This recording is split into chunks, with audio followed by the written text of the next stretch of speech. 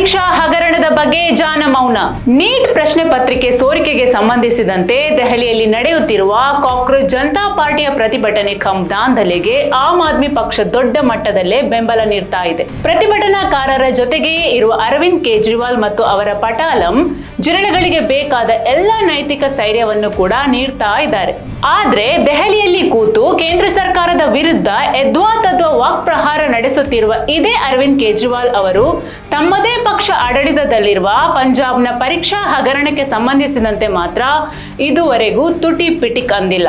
ಪಂಜಾಬಿನ 454 ಸರ್ಕಾರಿ ಹುದ್ದೆಗಳಿಗೆ ನಡೆದ ಫಾರ್ಮಸಿ ಆಫೀಸರ್ ನೇಮಕಾತಿ ಪರೀಕ್ಷೆಯ ಸಂದರ್ಭದಲ್ಲಿ ಬೃಹತ್ ಹಗರಣ ನಡೆದಿತ್ತು. ಪ್ರಶ್ನೆ ಪತ್ರಿಕೆಯನ್ನು ಸೋರಿಕೆ ಮಾಡಲು ಗುಪ್ತ ಪೆನ್ ಕ್ಯಾಮೆರಾವನ್ನು ಬಳಸಲಾಗಿದ್ದ ಅಂಶ ತನಿಖೆಯಿಂದ ಬಹಿರಂಗವಾಗಿತ್ತು. ಪೊಲೀಸರು ಈ ಪ್ರಕರಣದಲ್ಲಿ 7 ಕಿಂಗ್ ಪಿನ್ಗಳು ಮತ್ತು 28 ಅಭ್ಯರ್ಥಿಗಳನ್ನು ಬಂಧಿಸಿದ್ದಾರೆ.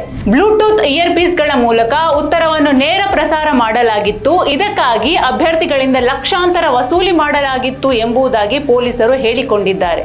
ಆದ್ರೆ ಇಷ್ಟು ದೊಡ್ಡ ಹಗರಣ ನಡೆದ್ರೂ ಕೂಡ ಎಎಪಿ ಇದುವರೆಗೆ ಯಾವುದೇ ಪ್ರತಿಭಟನೆ ನಡೆಸಿಲ್ಲ, ಪ್ರಕರಣದ ಬಗ್ಗೆ ಪ್ರತಿಕ್ರಿಯೆ ನೀಡಿಲ್ಲ.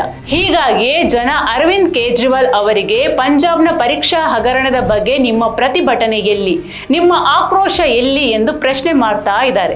ಅಷ್ಟೇ ಅಲ್ಲ, ನಿಮ್ಮ ಪ್ರತಿಭಟನೆ ರಾಜಕೀಯ ವಿರೋಧಿಗಳು ಇರುವ ರಾಜ್ಯಗಳಿಗೆ ಮಾತ್ರ ಮೀಸಲಾಗಿದ್ಯಾ ಎಂದು ಕೇಳ್ತಾ ಇದ್ದಾರೆ.